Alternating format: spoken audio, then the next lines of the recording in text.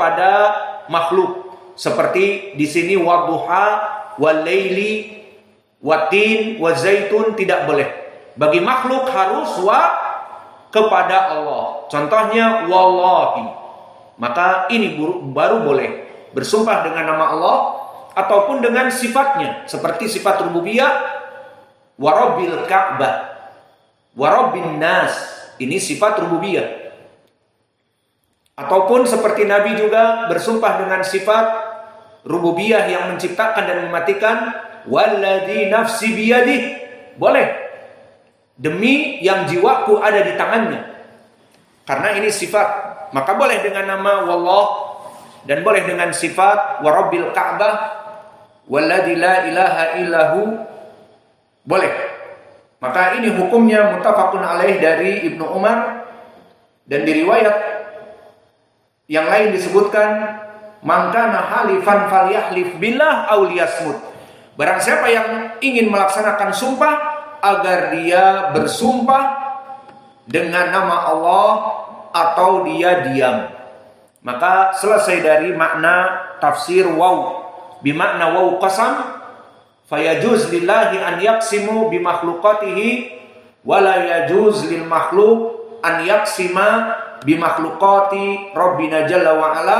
Maka hukumnya bagaimana orang-orang yang bersumpah tanpa menyebut nama Allah, bersumpah dengan makhluk, wa hada maujud ila zamaninal an. Wal amanah, bersumpah dengan amanah, wa hada hukmuhu apa? Haram. Bal mada min syirkil asghar, dari hukumnya syirik kecil, karena menjadikan yang disumpahi itu diagungkan. Seperti kita mengatakan wallah, demi Allah, kita mengagungkan Allah. Wala manaqul wal amanih, wal amanah al asimah. Wal amanah, maka mengagungkan amanah. Wal amanah makhluk. La yajuz nahnu nu'adzim al makhluk idan hukmuhu minal kabair. Syirkul asghar min akbaril kabair. Kemudian wadduha, intahaina minal waw wal akhir al-an dars ad-duha. Ma makna ad-duha? Au mata yakunu ad-duha? Ad-duha dari segi lugatil arabiyah waqt muayyan min irtifa'i syams ila qaliliz zawal. Ini waktu duha. Seperti sekarang jam 6.30. Matahari sudah suruk, sudah naik. Jika dia sudah satu sepenggalahan, ditancapkan tombak, ini belum. Nanti sampai kepada atap, sampai kepada satu rumah, indal Arab baru dinamakan waktu duha. Sekarang belum, masih menyingsing. Maka irtifa'u syams ila kubailil zawal. Kubailil zawal maknanya sebelum adzan duhur. Karena adzan duhur sudah zawal, maknanya dari tengah-tengah matahari sudah masuk ke arah barat. Hada zawal. Adzan zuhur, waktu zawal. Maka sebelumnya sekitar setengah jam, 20 menit dinamakan waktu diharamkan sholat. Maka tidak ada sholat duha lagi. Karena sudah masuk waktu asyams fauqa ar-ra's. Dan itu sebelum zawal. Waktu zawal, waktu jawaz li sholati zuhur, setelah melenceng dari atas kepala kita ke arah barat, inilah waktu boleh sholat duhur. Lalu boleh sholatnya duha kapan? Sebelum dari di atas kita di sini, mulai dari sekarang matahari terbit setinggi satu penggalahan atau satu lembing yang sekitar di atas 2,5 meter, baru itu masuk waktu duha awal, dan di akhirnya qabla zawal, sebelum matahari tergelincir ke arah tengah-tengah. Ini sudah tidak boleh, hilang waktu duha. Maka oleh sebab itu waktu duha al-afdal kama jaa fi hadis Muslim an Zaid ibn Arqam tentang salat duha. Qala Zaid ibn Arqam ra'a qauman yusalluna minad duha, bahwa Zaid ibn Arqam melihat orang-orang salat duha. Faqala amala qad alimu anna salata fi ghairi hadhihi sa'ah afdal.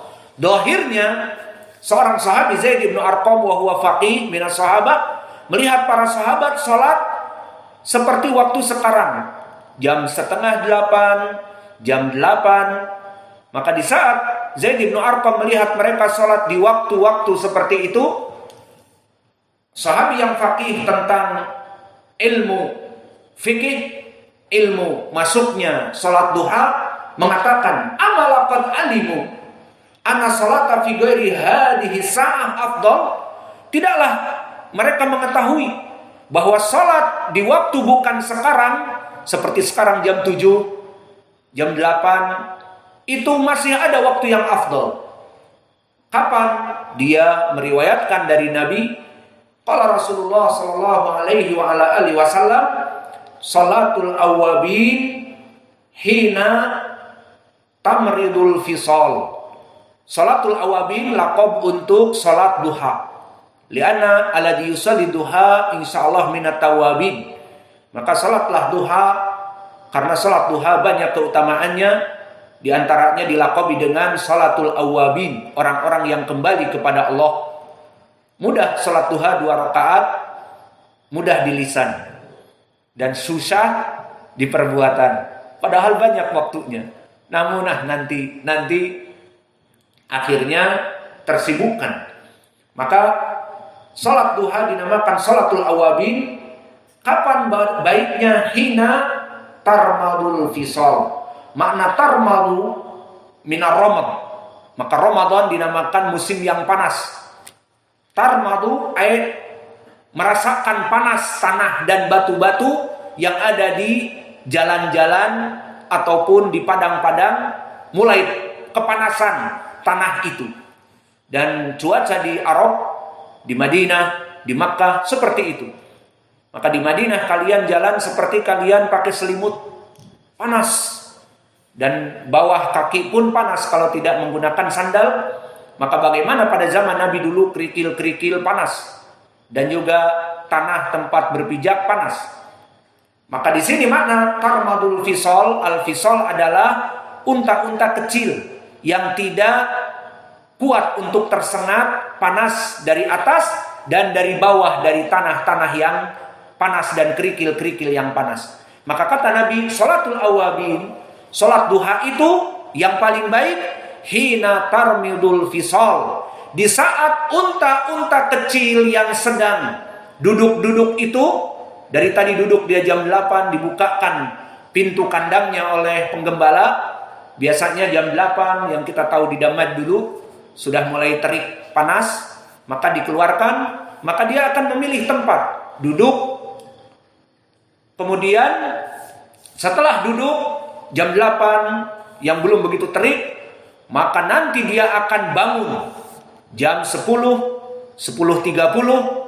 Ini dinamakan tarmidul fisal, unta-unta kecil yang kepanasan, bawahnya itu sudah panas, kerikil-kerikil ataupun tanah yang dia pijak panas dan terik dari atas panas, maka dia berdiri dan berpindah kepada tempat berteduh. Itulah waktu salat duha yang paling baik.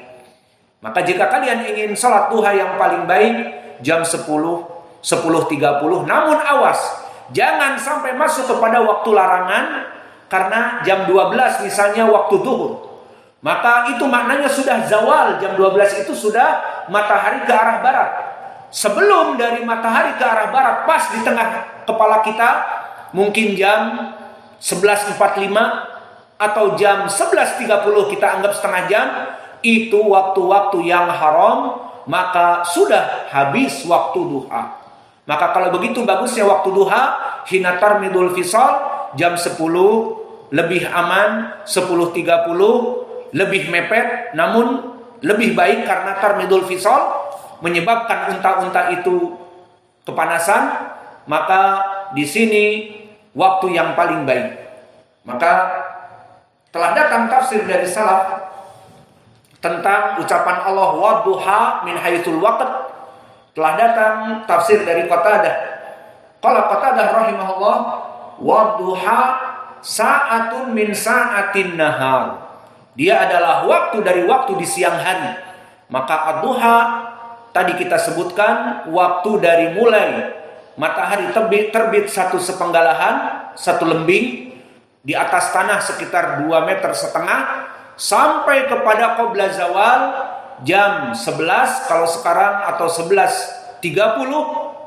Nah, itu udah mulai masuk waktu yang tidak boleh sholat, maka itulah waktu duha.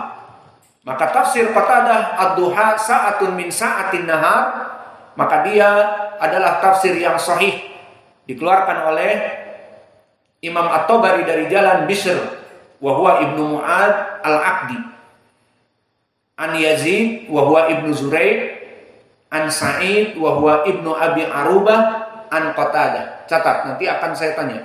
Yang tidak bisa jawab dipukul. Maka Bishr di sini mahaluh. Sanad ini sanad yang sahih dari Qatadah.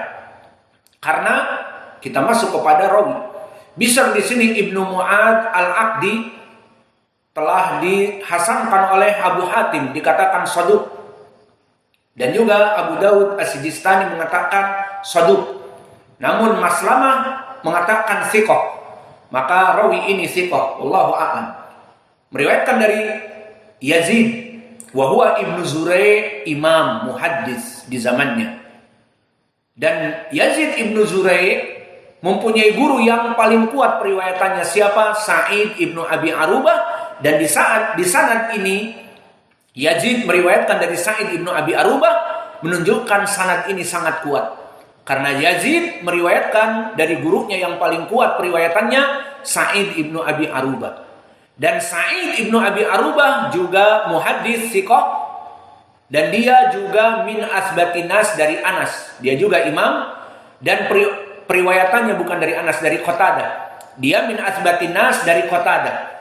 Maka sanad ini mempunyai keutamaan, terutama rawi-rawi yang meriwayatkan dari gurunya yang paling kuat. Idan Yazid Ibnu Zurai' min asbatinas fi Sa'id Ibnu Abi Arubah. Maka periwayatan dia di dalam sanad ini dari Sa'id Ibnu Abi Arubah mempunyai periwayatan yang khusus, special, very important people. Meriwayatkan dari khusus gurunya yang kuat. Maka Yazid periwayatannya dari Sa'id Ibnu Abi Arubah sangat kuat. Kedua, Sa'id Ibnu Abi Arubah imam muhaddis, periwayatannya dari Qatadah sangat kuat, termasuk murid yang paling kuat dari gurunya. Maka di sini sanadnya kita katakan sahih karena Bishr al-Aqdi ditautsik oleh Maslamah dan yang lainnya tadi kami sebutkan, dan Yazid imam periwayatannya khusus dari Sa'id Ibnu Abi Arubah sangat kuat karena dia guru yang paling banyak. Yazid ini meriwayatkan dari Sa'id. Dan juga Sa'id Ibnu Abi Arubah min asbatinas dari Qatadah, dia murid yang meriwayatkan dari gurunya dari Qatadah yang paling banyak. Maka sanad ini sanad yang sahih. Dan catat sanad ini karena nanti akan terulang. Riwayat Qatadah dari jalan Bishr Ibnu Mu'ad an Yazid Ibnu Zurai' an Sa'id Ibnu Abi Arubah an Qatadah. Di pelajaran yang akan datang nanti akan kita tanya soal jawab sedikit, maka murajaah. Yang tidak bisa menjawab dipukul, maka malulah. Apa kata dunia? Orang pada dengar live tidak bisa menjawab, iya. Apalagi orang-orang yang dipukul akan malu. Maka dengan ini selesailah tafsir ad-duha dari ayat yang pertama. Dan insya Allah seperti itu susunannya, masuk kepada ayat yang kedua dan ayat yang ketiga. Maka kalau kita simpulkan apa faidah dari pelajaran kita hari ini di ayat yang pertama kita sebutkan usul tafsir, bahwa dia al-makiyah, dan asbabun nuzuliha telah kita sebutkan 2 hadis. Pertama di Al-Bukhari dan yang kedua di tafsir At-Tabari dan Ibnu Katsir. Dan yang kita bahas juga masuk kepada ayat yang pertama wadduha. Maka dari segi ilmu tajwid telah kita berikan makharijul huruf dari waw, dari dha, dari ha. Dan begitu pun sifatul huruf dari waw, wadha, wa ha. Dan juga dari pelajaran kita telah masuk kepada qiraah, bahwa qiraah Hafs an Asim ma'a Ya'qub al-Hadrami ittafaqa dengan fathah wadduha. Qiraah Wars an Nafi' sepakat dengan Ad-Duri an Abi Amr dengan taklil wadduha. Dan qiraah Al-Kisai dari 5 yang kami sebutkan berkesendirian membaca dengan Al-Imalah Al-Kubra wadduha. Maka ini dari segi qiraah. Kemudian dari segi i'rab telah kita berikan i'rab waw di sini ada 2 waw harfi jar wa waw qasam. Dan wadduha maka duha ismun majrurun biwawi dan selesai dari i'rabnya. Dan yang terakhir tafsir dari makna. Maka makna dari wadduha Allah bersumpah dengan makhluknya. Dan telah kita bahas, bolehkah Allah bersumpah dengan makhluknya? Jelas boleh. Bahkan menunjukkan sifat yang agungnya Allah atas kepemilikan, atas sifat rububiyah, uluhiyah, di mana dia bebas bersumpah dengan makhluknya karena makhluk ciptaannya. Adapun pembahasan bolehkah makhluk seperti kita bersumpah dengan makhluk, wal Quran, bersumpah dengan Al-Quran, atau wal amanah, wal amanih dengan Imalah Al-Kubra. Maka di sini pun hukumnya haram. Min syirkil asghar min akbaril kabair. Sesuai hadis Ibnu Umar yang mana dilarang untuk bersumpah dengan nama Allah, dengan nama makhluk, dan dulu Quraisy bersumpah dengan bapak-bapak mereka. Wa fulan, wa alan, seperti itu. Maka yang terakhir makna ad-duha telah kami sebutkan kapan itu waktu duha beserta tafsir dari salaf tafsir Qatadah. Ad-duha sa'atun minan nahar, dia waktu dari siang. Wa naktafi ila huna wa jazakumullahu khaira wa barakallahu fi ilmikum. Hanya 1,5 jam pelajaran, 1,5 jam serasa